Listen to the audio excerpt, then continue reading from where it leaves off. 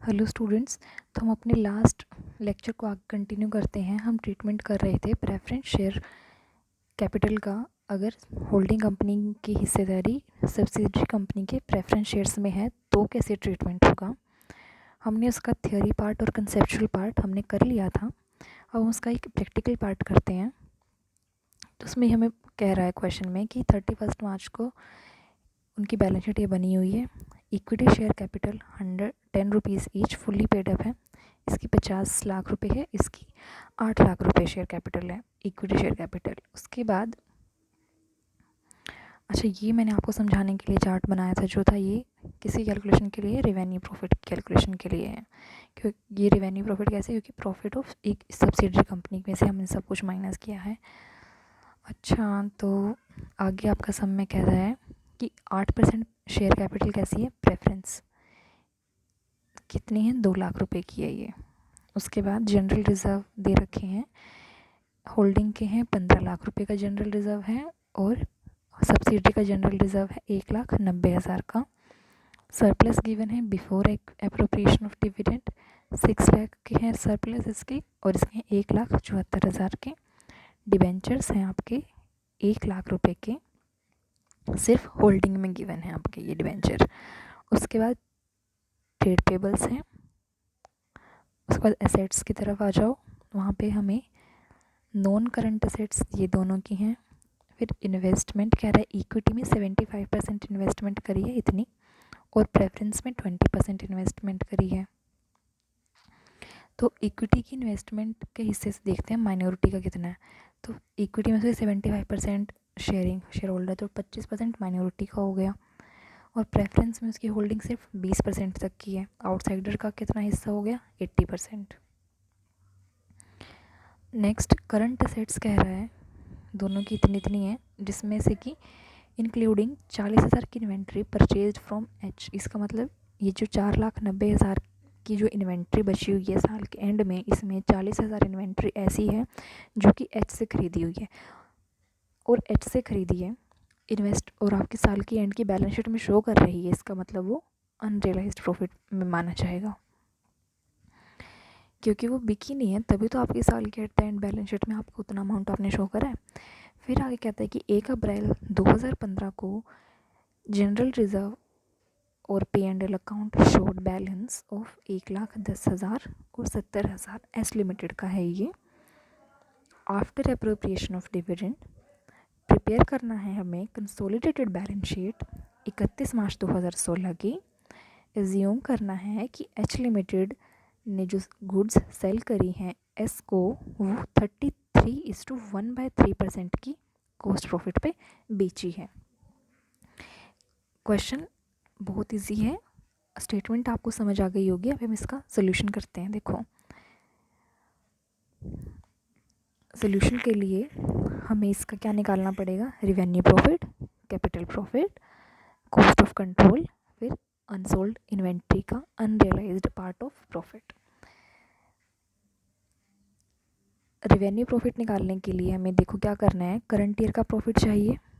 S के ledgers में closing balance में प्रॉफिट दे रखा है, ये बैलेंस शीट में गिवन है, आप वहाँ से जाके देखो, जो आप सम करोगे देखना कि स्टेटमेंट साथ लेके बैठना। क्लोजिंग बैलेंस है P&L का 1,74,000 प्रॉफिट का है ये। फिर general reserve during the year कितना है, इसमें से कितना है जनरल रिजर्व में, क्या है 1,90,000 तो ओपनिंग बैलेंस है, और साल के एंड में गिवन है 1,10,000, तो during the year general reserve है 80,000 का। उसके बाद ये आपका बना टोटल प्रॉफिट। इसमें से आपका क्या है, ड्यूरिंग द ईयर का प्रॉफिट कितना है। देखो इसमें थोड़ा सा कंफ्यूज कर रखा है, आप इसको इजी बनाने के लिए क्या करो कि एक बार प्रॉफिट का अमाउंट निकालो ड्यूरिंग द ईयर, उसमें जनरल रिजर्व का अमाउंट ऐड कर दो। कैसे कि 1,74,000 इसने यहाँ गिवन है, पहले तुम इसमें क्या ऐड करो, ये पहले तो तुम इसमें से प्रॉफिट माइनस करो ये 70,000 का, क्योंकि क्लोजिंग इतना है और ओपनिंग 70,000, तो ड्यूरिंग द ईयर का प्रॉफिट आया आपका 174 माइनस 70। ठीक है, उसके बाद आप general reserve during the year का ऐड करो इसमें, जो कि 80 है। कुछ नहीं होगा, कुछ नहीं चेंज करना, बस यहाँ इसको डाल लो पहले, बाद में इसको यहाँ डाल देना, वरना अगर ऐसे कंफर्टेबल हो तो ऐसे ही चला लो। अच्छा, तो आपका ड्यूरिंग द ईयर प्रॉफिट कितना बन गया इस हिसाब से, 1,84,000, 1,84। अब आपको रिवेन्यू प्रॉफिट में से क्या करना है, क्योंकि आपका प्रेफरेंस डिविडेंड भी है, तो आपने इसमें से पहले तो जो हमने ये कल वो कैलकुलेशन समझी थी कि जो प्रॉफिट है सब्सिडरी का, उसमें से सबसे पहले प्रेफरेंस शेयर का डिविडेंड माइनस करना है। जो प्रॉफिट बचेगा उसको होल्डिंग और माइनॉरिटी आपस में बांट देंगे इक्विटी के रेशियो में। तो यहाँ पर भी हमने वही करना है। तो जो हमारे सब्सिडरी का प्रॉफिट आया है वो कितना बना है हमारा, 1,84,000। इसमें से पहले हम प्रेफरेंस का डिविडेंड माइनस करेंगे। प्रेफरेंस शेयर कैपिटल 2 लाख की है, 8% उस पर डिविडेंड का रेट है, कैलकुलेट करके आता है हमारा 16,000। 2 लाख का 8% करेंगे तो 16,000 बनता है। पहले इन रेवेन्यू प्रॉफिट में से आप प्रेफरेंस का डिविडेंड दोगे, बचा कितना, 1,68,000। अब इस प्रॉफिट को, रिमेनिंग को आप होल्डिंग और माइनॉरिटी आपस में बांटती है। तो होल्डिंग का हिस्सा कितना है, 75%, उसने ले लिया अपना 75%। उसके बाद ये ले लिया होल्डिंग ने। उसके बाद क्या होता है, आपका जितना आपने डिविडेंड की अमाउंट कैलकुलेट करी है उसको भी उस प्रेफरेंस डिविडेंड को भी होल्डिंग कंपनी और माइनॉरिटीज़ आपस में बांटती है। तो कितने हैं, 16,000 है। इस 16,000 के भी दो हिस्से होंगे, एक 75% और एक सॉरी, जो प्रेफरेंस डिविडेंड होता है ना वो प्रेफरेंस होल्डिंग की शेयर रेशियो में बढ़ता है। अब प्रेफरेंस होल्डिंग कितनी है, 20% होल्डिंग है, और बाकी माइनॉरिटी की 80% होल्डिंग है प्रेफरेंस की। तो हम होल्डिंग कंपनी का कैलकुलेट कर रहे हैं पहले, तो 16,000 का 20% होल्डिंग कंपनी का हिस्सा है, 16,000 का 20%, 3,200 बना, और इसका 80% माइनॉरिटीज़ लेके जाएंगे, वो इतना बनेगा। तो हमारा रिवेन्यू प्रॉफिट में एच कंपनी जो है होल्डिंग है उसका हिस्सा कितना बना है हमारा, एक तो ये 1,26,000, दूसरा हिस्सा बना है उसका ये 3,200। तो total revenue profit as limited का आ गया 1,29,200 का। ये हमारा रिवेन्यू प्रॉफिट। इसके बाद हम कैपिटल प्रॉफिट निकालेंगे। कैपिटल प्रॉफिट निकालने के लिए हमें 2015 का हमें जनरल रिजर्व और P&L का बैलेंस कितना गिवन है, 1,10,000 प्लस 70। ये हम इस दोनों को ऐड कर दिया। कैपिटल प्रॉफिट हमारा 1,80 है। अब इसमें महीनों का कोई हिसाब नहीं है तो महीनों का प्रॉफिट निकालने की ज़रूरत नहीं है। तो उसके बाद हम कॉस्ट ऑफ कंट्रोल निकालेंगे। हमने कितना अमाउंट पे किया है एक्वायर करने के लिए, वो आप बैलेंस शीट में जाकर देखोगे कि आपने इक्विटी के लिए तो 7,50,400 दिए हैं और प्रेफरेंस के लिए आपने 42,000 दिए हैं।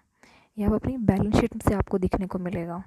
आपकी बैलेंस शीट में असेट्स की हेडिंग में देखो, ये अमाउंट आपने पे किया है टू एक्वायर एस लिमिटेड।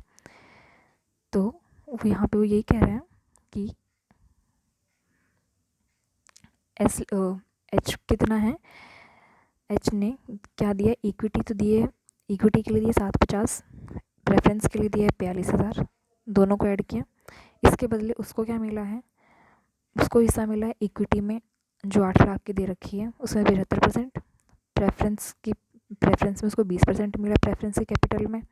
उसके बाद कैपिटल प्रॉफिट में उसको हिस्सा कितने का मिला है, 75% का मिला है, 1,80,000 का जो भी हमने कैपिटल प्रॉफिट निकाला है। अब इन तीनों के टोटल, अब देखो उसको देने कितने हैं, 7,75,000 देने चाहिए थे उसको, उसने दिए कितने हैं, 7,92,000। तो बाकी एक्स्ट्रा अमाउंट क्या है, गुडविल का। उसके बाद कैलकुलेशन ऑफ माइनॉरिटीज़ की इंटरेस्ट की देखो, माइनॉरिटीज़ को क्या क्या मिलता है, इक्विटी में हिस्सा मिलेगा, प्रेफरेंस में हिस्सा मिलेगा, उसके बाद प्रेफरेंस के डिविडेंड में हिस्सा मिलेगा, फिर जनरल रिजर्व में हिस्सा मिलता है उनको, जनरल रिजर्व के बाद उसको प्रॉफिट्स में हिस्सा मिलता है। ये सारी आपके बैलेंस शीट में से उठा रखा है। 1 लाख देखो, बैलेंस शीट में से आपका इक्विटी में से 8 लाख की इक्विटी में से 25% का हिस्सा, फिर 2 लाख की प्रेफरेंस में से हिस्सा मिलेगा, फिर प्रेफरेंस का डिविडेंड जो हमने निकाला था 12,800 का, फिर जनरल रिजर्व आपका ये बैलेंस शीट में गिवन है। देखो माइनॉरिटीज़ की इंटरेस्ट की कैलकुलेशन के लिए ना आप जनरल रिजर्व और प्रॉफिट एंड लॉस जो भी आप डिस्ट्रीब्यूट करोगे वो आप उठाओगे जो बैलेंस शीट में गिवन है, ना कि ड्यूरिंग द ईयर, क्योंकि माइनॉरिटीज़ आपके साल के एंड तक है। तो इस आपको उनके कैलकुलेशन के लिए साल के एंड में जितना आपके पास बैलेंस पड़ा हुआ उतना डिस्ट्रीब्यूट करना है। करंट ईयर का अमाउंट जो डिस्ट्रीब्यूशन होगा वो सिर्फ होल्डिंग कंपनी का है, तो अब यहाँ माइनॉरिटी का इंटरेस्ट कैलकुलेट कर रहे हैं, तो हमने जो जनरल रिजर्व और P&L उठाएंगे वो अमाउंट उठाएंगे जो हमें बैलेंस शीट में गिवन है। तो वहाँ हमें 1,90,000 गिवन है, तो उसका 25% करा, ये रहा। उसके बाद हमने P&L का देखा, 1,74 गिवन है, उसमें से प्रेफरेंस डिविडेंड माइनस करा 16,000,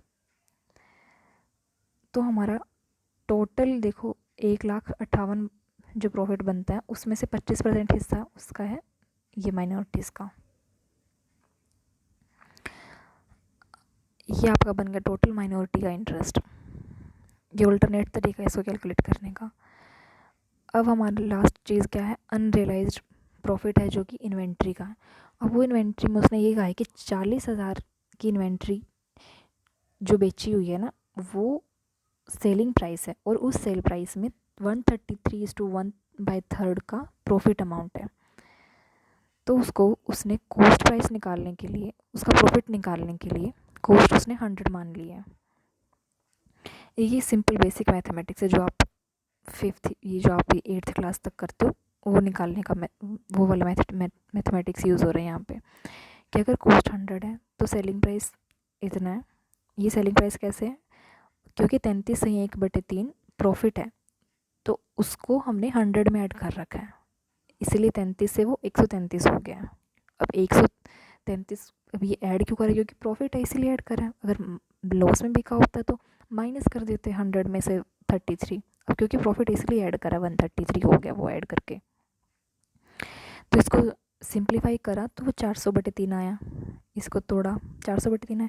तो वो कह रहे कि अगर 100 रुपये कॉस्ट है तो इतना सेलिंग प्राइस है, अगर सेलिंग प्राइस इतना है तो प्रॉफिट इतना बन रहा है, और अगर सेलिंग प्राइस इतना हो जाएगा तो प्रॉफिट कितना होगा, 40,000 डिवाइडेड बाय ये, 40,000 डिवाइडेड बाय ये। देखो वो कह रहे कि अगर सेल आपकी इतनी हो रही है, ठीक है, अगर सेलिंग प्राइस 133 है तो आपको इन्वेंट्री पे कितना है, कितना बनती है आपकी प्रॉफिट, 33/1/3। अगर सेलिंग प्राइस 40,000 है तो कितना बनेगा, 40,000 बटे ये, 40,000 के डिवाइड में ये दोनों चीज़ें आ जाएंगी, वो जो आपका आ जाएगा प्रॉफिट का अमाउंट 10,000। अब आपको क्या करना है, इन सारी चीज़ों को जैसे हमने अब तक ट्रीटमेंट सीखा है उसी तरह आपको ये सारी चीज़ें कंसोलिडेटेड बैलेंस शीट में डालती जानी है। इस सेम ट्रीटमेंट अब तक जो हमने सीखा है, इसके साथ हमारा प्रेफरेंस शेयर का ट्रीटमेंट कंसोलिडेटेड बैलेंस शीट में ख़त्म होता है। नेक्स्ट टॉपिक हम अपने नेक्स्ट लेक्चर में शुरू करेंगे।